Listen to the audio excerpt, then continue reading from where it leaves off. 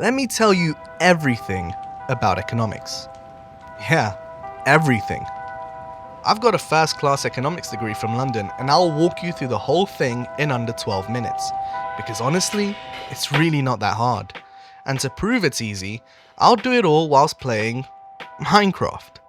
Economics is made to seem complicated on purpose, but strip it all back and it's all just common sense with fancy names. It all starts with one idea that basically explains 99% of everything: the law of supply and demand. Since the dawn of mankind, people have had stuff that others have wanted. There are goods, which are physical things. Think of bread, clothes, houses, tickets to see Ed Sheeran. Then there are services, things you pay someone to do for you. Healthcare, transport, internet providers, and ordering your third Uber Eats this week. Seriously, man. Cook. The main problem in economics is that demand is basically infinite. People will always want stuff, and if they like it, they want more of it. But supply is limited. There are almost no truly infinite things in the world, because not everyone can have those desired Ed Sheeran tickets. We need to give them a price so that only the people willing to pay it can actually get them. The most fundamental law in economics is that prices settle at the point where supply and demand meet. If too many people want Ed Sheeran tickets at £80 and enough people are willing to pay more for them, then we move the price up to say £100 until just enough people decide it's not worth it anymore.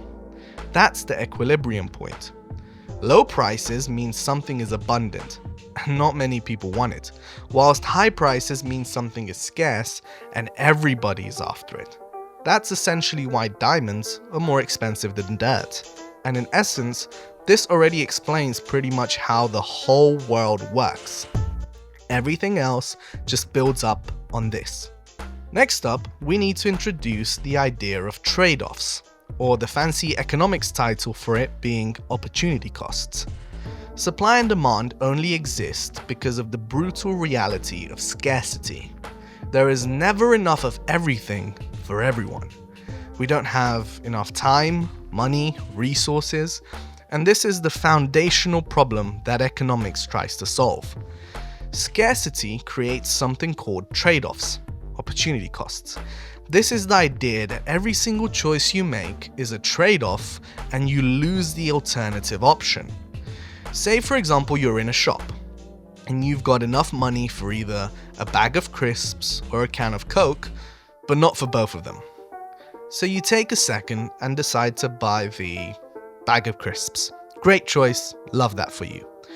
But it means that the cost is not only the amount that you paid for that bag of crisps at the till, but it's also the cost you paid for not drinking the can of Coke. Think of it as, now you're gonna go thirsty because you chose the crisps over the drink. That's the cost of not getting the Coke. You always pay the cost of the thing you gave up, and this is known as opportunity cost. It applies to everything. Money spent on one thing is money not spent on another. Every hour you spend watching YouTube is time not spent doing literally anything else. On a small scale, it's meaningless. Who cares whether you bought the crisps or the Coke? But think bigger. Apply it to the choices a country makes, and then every pound a government spends, say, on roads, is a pound that they can't spend on hospitals, schools, or other things that you might consider more important. There are no free choices, only trade-offs. So economics is just the study of these trade-offs and how to make the optimal choice. What makes these choices even harder is that we're all getting poorer daily. Not because someone stole our money, but because it's losing its value due to inflation. Have you ever noticed how back in the day you can go food shopping and fill a whole trolley for £50? And now that exact same trolley costs 120? I mean, I did tell you to go easy on the snacks, and who even needs all that cheese dip, man? But no, the food didn't get better, the portions didn't get bigger, your money just got weaker. That's inflation. It happens when governments print more money and now there's suddenly more cash around chasing the same amount of stuff. The supply of goods hasn't changed. They are still just as scarce. But now everyone's got more money in their pocket because the government has printed more. So if you think back to what we said about the rules of supply and demand, people now having more money means their demand increases. And if supply stays unchanged, then prices naturally go up. Thank you, Mr. Government. Those Ed Sheeran tickets are now £200. Inflation is quietly making everyone a little bit more poor every single day, because more money is now chasing the same amount of stuff. So your money over time, that £20 note, now buys you less than it did before. Fortunately though, inflation isn't completely random, but rather it's quite predictable. And the people who understand it can protect themselves from it by buying stuff that holds its value. Stuff like an apartment that increases in value to counteract the effects of inflation. The people who don't know how to protect themselves, well, they slowly get poorer without ever knowing. So now, if you're slowly losing money over time, where do you put it? What do you do with it? A bank, no? But banks aren't charities, they're businesses. They're not out to help you, they're out to make money on you. And the way they make money is beautifully simple and slightly sinister. It works like this. You deposit your money in your account. The bank then takes that money without telling you and lends it to someone else, a loan, whilst charging them a higher interest than they're actually paying you for storing your money with them. That difference, what they charge versus what they pay you, that's pure profit. And the price of borrowing money, the interest rate, that's the power that controls so many moving parts in the economy. I actually have an entire video on this on my channel called The Most Dangerous Number in the World. In essence though, low interest rates mean people can borrow cheaper, so people end up borrowing more as a result of this, which again increases their demand for goods and services because now they have more cash in their pockets.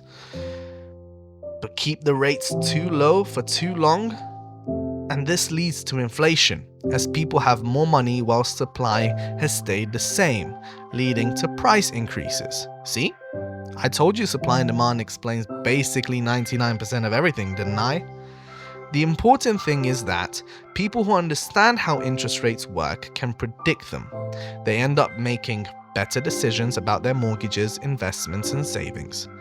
Now, all of this, supply, demand, prices, money, everything we spoke about so far, all of it happens inside what we call a market. A market isn't just the place you go to buy fruits and vegetables from your local farmers. A market, in economic terms, is any situation where buyers and sellers meet. In essence, it can be as literal as a farmer's market, or an online auction looking for cheap Ed Sheeran tickets. It could be more vague, like a job market or a housing market, or even more global, like the stock market.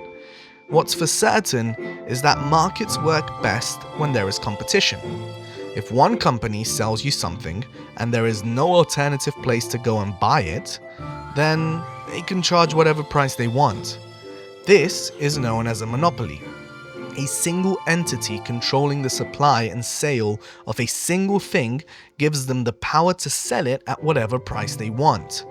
This breaks the rule of supply and demand setting the price and essentially means that monopolies are the closest thing to legal robbery. When multiple companies compete for your money and there's competition, they have to keep prices low, or otherwise you're just going to cross the street to the next shop that's selling what you want for less and buy it from there. Competition is what keeps business honest. It keeps them wanting to improve and innovate their products to attract you and actually try to make you happy so that they can sell to you. This is why governments try to prevent monopolies. They're basically trying to avoid having that all-powerful player on the server that's mining and hoarding all the diamonds because it's just no fun for everyone else. But it's also why the most powerful companies in the world spend enormous amounts of money trying to be that annoying player. Because they want to be the ones holding all the diamonds, don't they? Markets help us see the bigger picture. macroeconomics. But let's go even bigger, a step further. How do we measure whether any of this is actually working? Well, we look at one number, the GDP. It stands for Gross Domestic Product, which sounds terrifying, but it just means the total value of everything that a country has produced in a year. Every good, every service, every transaction. It all gets added up and gives us the GDP. When a country's GDP grows, it means the economy itself is expanding. More stuff is being made, more people are being employed, money is flowing. But when GDP shrinks, the economy is going downhill. If the GDP is going down for 6 months straight, that's known as a recession. Yup, the word that sends chills down the spines of every economic analyst. A recession.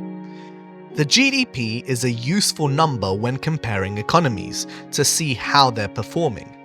But it's not the whole story. It also has its limitations. It becomes pretty useless when you consider that it just measures the quantity of products, but not their quality.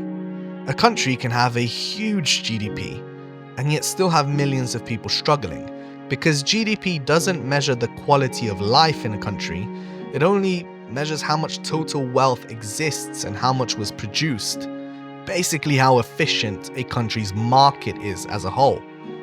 It's kind of like a sports team that owns a big stadium, has TV rights, and can pay Ed Sheeran to perform at the halftime show despite the inflation and the $200 tickets. But they're paying their players pennies, basically. The sports team looks good on paper, but the reality is a totally different one. But there it is. We spoke about supply, demand, scarcity, opportunity cost, inflation, banks, interest rates, markets, competition, and finally GDP. The main concepts of economics. That's your full economics degree right there. Every news headline you'll ever read, every price rise, every government decision, they can all be traced back to any one of these concepts. See? I told you economics isn't complicated. It's just never been explained to you in an easily understandable way. Anywho, please excuse me whilst I go try to find more diamonds. Or maybe I should expand my house, make it nicer. You know what? Let me know in the comments below. If this made economics click for you, then I have a whole channel with more videos like this one. Please consider subscribing, and I'll see you in the next one. Bye.